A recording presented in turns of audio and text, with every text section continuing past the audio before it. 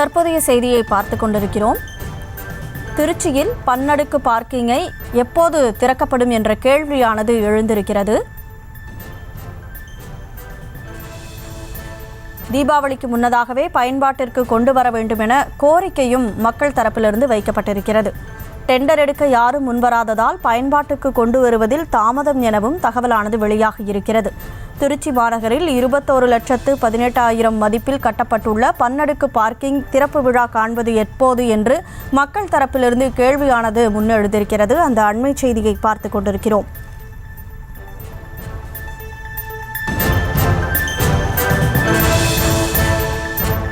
இது தொடர்பான கூடுதல் விவரங்களோடு செய்தியாளர் கதிரவன் இணைப்பில் இருக்கிறார். வணக்கம் கதிரவன், இந்த பன்னடுக்கு பார்க்கிங் எப்போது கட்டி முடிக்கப்பட்டது? முழு விவரம் என்ன? வணக்கம் கனிமொழி. திருச்சி மாநகராட்சியின் மைய பகுதியாக மலைக்கோட்டை பகுதி விளங்குகிறது. இந்த பகுதியில் அதாவது பெரிய கடை வீதி, சின்ன கடை வீதி உள்ளிட்ட பல்வேறு பகுதியில் துணிக்கடைகள் மற்றும் பாத்திரங்கள் என பல்வேறு அதாவது 1000க்கும் மேற்பட்ட சிறு கடைகள் மற்றும் பெரிய நிறுவனங்கள் வரை செயல்பட்டு வருகிறது. இந்த நிறுவனங்களை ஆங்காங்கே ஒரு சில நிறுவனங்கள் மட்டும்தான் வாகன நிறுத்துவதற்கு இடம் உள்ளது. மற்ற நிறுவனங்களுக்கு வாகன நிறுத்தம் இடம் இல்லை. இதனால் இந்த திருச்சி மாநகராட்சி சத்திர மேல் நிலையத்திலிருந்து மேலரன் சாலை வரை வாகனங்கள் சாலையிலே நிப்பாட்டி வருவதால் போக்குவரத்து ஏற்படுகிறது. அது இல்லாமல் விபத்தும் ஏற்படுகிறது. இதனை தவிர்க்க வேண்டி திருச்சி மாநகராட்சி சார்பில் நாம் தற்போது இருக்கும் பகுதியானது திருச்சி மேலரன் சாலையில் கிழக்கு சட்டமன்ற தொகுதி அலுவலகம் உள்ள பன்னடுக்கு வாகன நிறுத்துமிடம் அந்த பகுதியில் தான் நாம் இருக்கிறோம். அந்த இடத்துல நகராட்சி நிர்வாகத்துறை சீர்மிகு நகர திட்டத்தின் கீழ் மேலரன் சாலை கிழக்கு சட்டமன்ற தொகுதி அலுவலக 21 கோடி 18 லட்சம் மதிப்பீட்டிலான வணிக வளாகத்துடன் கூடிய பன்னடுக்கு வாகன நிறுத்துமிடம் கடந்த 2019 ஆண்டு ஜூலை மாதம் தொடங்கப்பட்டு கடந்த 2023 ஆண்டு நகராட்சி நிர்வாகத்துறை அமைச்சர் KN நேரு திறந்து வைத்தார். மேலும் குறிப்பாக வணிக கிழக்கு சட்டமன்ற அலுவலகத்திற்கு அருகே கட்டப்பட்ட வணிக வளாகத்துடன் கூடிய பன்னடுக்கு வாகன நிறுத்துமிடத்தில் தரைதளத்தில் 23 கடைகள் மற்றும் உணவகம் என அமைக்கப்பட்டுள்ளன. மேலும் தரை மற்றும் முதல் தளத்தில் 7,780 சதுர பரப்பளவில் இருசக்கர வாகனங்கள் நிறுத்துமிடங்கள் அமைக்கப்பட்டுள்ளன. அதேபோல 2 மற்றும் 3வது தளத்தில் 23,120 சதுர பரப்பளவில் 4 சக்கர வாகனங்கள் நிறுத்துமிடங்கள் அமைக்கப்பட்டுள்ளன. இந்த வளாகத்தில் ஒரே நேரத்தில் 150 கார்கள் 550 இருசக்கர வாகனங்கள் நிறுத்தும் அளவிற்கு பன்னடுக்கு நிறுவனம் வளாகம் அமைக்கப்பட்டுள்ளது. முதல் மற்றும் 2வது தளத்தில் வாகனத்தை நிறுத்துவர்கள் மற்றும் வாகனத்தை எடுத்து செல்வதற்கான வசதியாக லிப்ட் வசதியும் ஏற்பாடு செய்யப்பட்டுள்ளது. கடந்த 2023 ஆண்டு திறக்கப்பட்ட இந்த பன்னடுக்கு வாகன நிறுத்துமிடம் கட்டிடம் 8 மாதங்களாகியும் வாகனங்கள் நிறுத்துவதற்கு இடத்திற்கு யாருக்கும் ஒப்பந்தம் கொடுக்கிறது சிக்கல் ஏற்பட்டதாக கூறப்படுகிறது.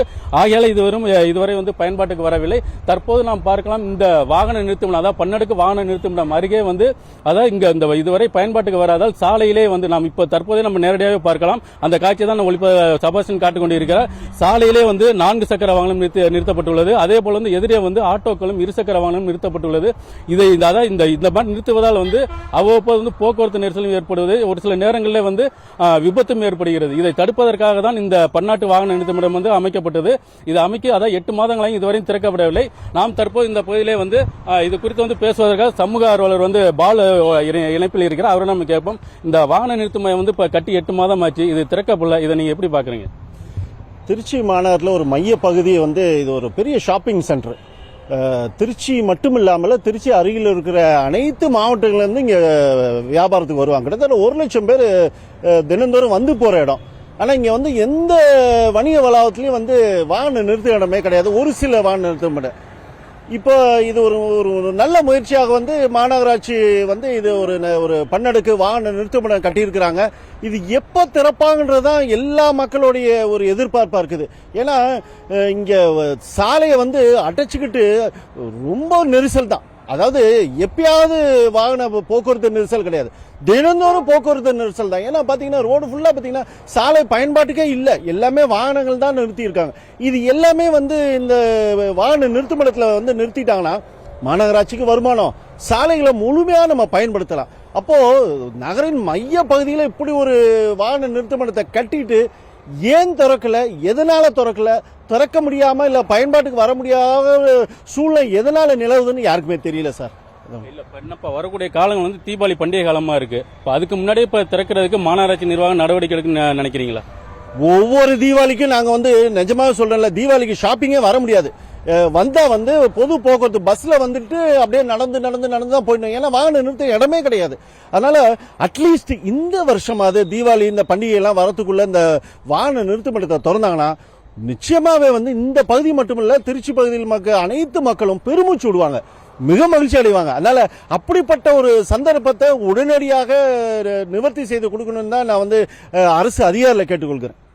பொதுவாகவே வந்து இந்த மைய பகுதியான திருச்சி மலைக்கோட்டை பகுதியில் வந்து கிட்டத்தட்ட வந்து பொதுவாகவே வந்து நார்மலாகவே வந்து ஒரு 1,00,000 பேர் வந்து புத்தாடைகள் வாங்குவோம், பாத்திரம் வாங்குவோம் வருவார்கள், வீட்டுக்கு தேவையான அத்தியாவசிய பொருள் வாங்குவதற்கும் வருவார்கள். ஆனால் வரக்கூடிய காலம் இன்னும் 2 மாதங்கள் கூட இல்லை. தீபாவளி பண்டிகை வருவதால் வந்து அதற்கு முன்னதாகவே இந்த பன்னடுக்கு வாகன நிறுத்தும் இடத்தை திறக்க வேண்டும் என பல்வேறு தரப்பிலும் கோரிக்கை வைக்கின்றனர். அது மட்டும் இல்லாமல் இந்த இது வந்து ஒப்பந்தம் விடப்பட காரணம் என்று இந்த மாநகராட்சியிடம் நிர்வாகத்திடம் கேட்டபொழுது முன்பணமாக 25 லட்சம் வந்து காசோலையில் மாநகராட்சியிடம் செலுத்த வேண்டும் என தெரிவித்துள்ளனர். ஆனால் இதை செலுத்துவதற்கு யாரும் முன் வராததால் வந்து தற்போது வந்து இது 8 மாதமாக வந்து பயன்பாட்டுக்கு வரவில்லை என தெரிவிக்கின்றனர். ஆனால் மேலும் வந்து இதை உடனே வந்து பயன்பாட்டுக்கு கொண்டு வர வேண்டும் என வாகன ஓட்டிகளும் பல்வேறு தரப்பினர் வந்து எதிர்பார்க்கின்றனர். கனிமொழி, மக்களின் கோரிக்கையை நியூஸ் தமிழ் பதிவு செய்திருக்கிறது. உரிய அதிகாரிகள் நடவடிக்கை எடுப்பார்கள் என நம்பலாம். களத்திலிருந்து விவரங்களை வழங்கியதற்கும் கலந்துரையாடியதற்கும் நன்றி கதிரவன். செய்திகளை உடனுக்குடனும் துல்லியமாகவும் தெரிந்து கொள்ள சப்ஸ்கிரைப் பண்ணுங்க.